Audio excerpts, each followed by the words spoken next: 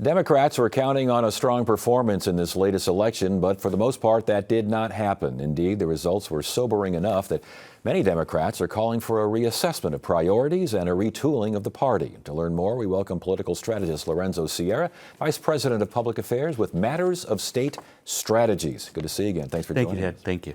All right. What happened? Well, you know what? I go back 40 years to the 1984 election. And at that time, Geraldine Ferraro's running, as vice presidential candidate, and she's talking to a bunch of union folks. And at that time, they're all supporting Reagan.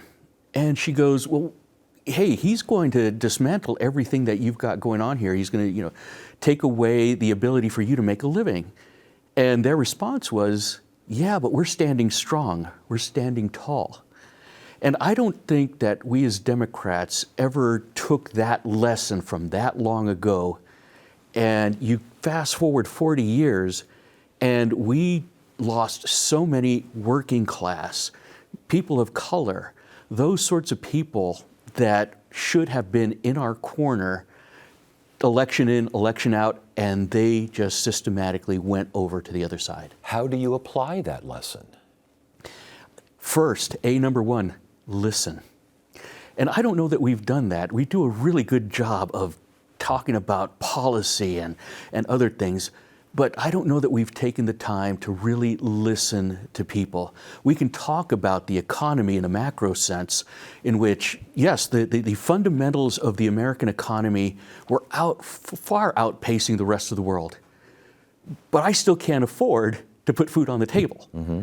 So there's a huge disconnect. And I don't think we ever put it together that, yes, the macro dynamics have to come first, and hopefully you will be feeling it soon, because we were in a global pandemic, and sometimes it feels like we've completely forgotten that the world shut down and everything that was a result of that. President Biden, low approval ratings.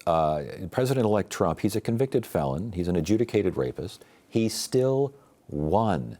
I mean, it really does, and I've used this phrase numerous times, it really does sound like America is not buying what Democrats are selling.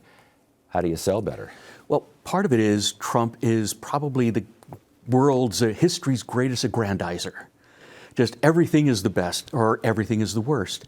And he was able to sell that whatever we were doing was horrible. I mean, take a look at the CHIPS Act, where he was absolutely berating the CHIPS Act. The CHIPS Act is fundamentally changing the Arizona economy and is going to do so for generations to come. And if he pulls the plug on that or does something crazy with that, there goes all of our economic growth here in Arizona, and that's going to be felt very much so by every Arizonan. It can be argued that the far left is defining the Democratic message. It can be argued that the far left is basically pushing the limits of political correctness, and the electorate got tired of it and responded in kind. Does that make sense to you? It makes a lot of sense to me. I think what happens is we hear a lot about the most noisiest people or the noisiest elements of our political system. And on the left-hand side of the aisle, we don't get near as much grace as the right side. You yourself just said it, convicted felon, adjudicated rapist. All of those things, they have a lot of grace that we do not have. Why do you on the think left. that is? I think part of it is, people have grown up in a certain America that we've thought Mayberry or whatever, things that have never really existed, but we have this personification of what America can be, should be. And you have people on the left that are, well, no, the place you work is bad. The America that you think is just not a good place. And there's much to be said about that. But I don't know that we say it in the right way or in a way people want to hear it. I was going to say, how do you say that in the right way? Because it doesn't sound like it's happening right now. I think you do it by storytelling, by telling the story about people. I've written that when I grew up, I was poor, but I didn't know I was poor. We had, we had everything that we needed. We were happy, and even though we struggled, it never felt hopeless. you come to today and people just can't even get caught up. And we've got to be able to figure out what that means to their psyche, to what they see in themselves. And we need to have those conversations with people. And we as Democrats need to show them that the policies that we're bringing affect the way you feel about yourself and the way that you feel about your family and your community. But does that, and we're running out of time unfortunately here, but does that message need to be made by someone who has charisma? You mentioned Ronald Reagan, you've mentioned Donald Trump. These are TV people, they do well on camera.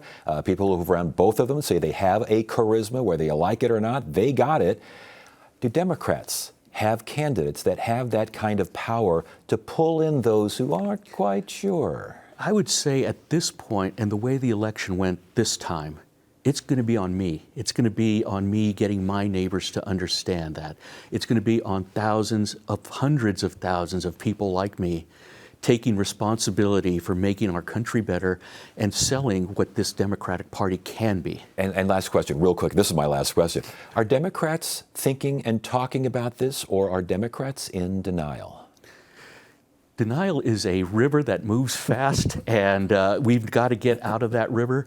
And I hope these conversations are going to be had. I've seen some of the people that are running for national chair having these conversations, and hopefully we do it in a way that doesn't tear us apart, that we do some self-reflection, and number one, we just listen to the voters that have left us. Lorenzo Sierra, Matters of State Strategies. Good conversation. Good to have you here. Thank you very much.